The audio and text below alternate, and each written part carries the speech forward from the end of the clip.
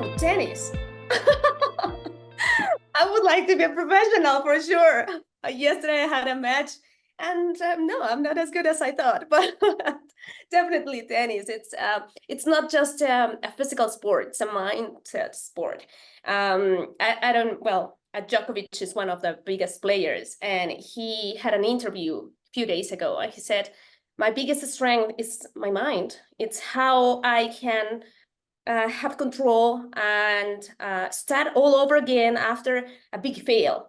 And that's something that I take into my life. That's true. Okay, sometimes you try and things do not happen as you want, but it's okay. Okay, let's start and let's evolve that muscle. Let's strengthen to make it as fast as possible so you can start all over again right away. So I would say tennis for sure.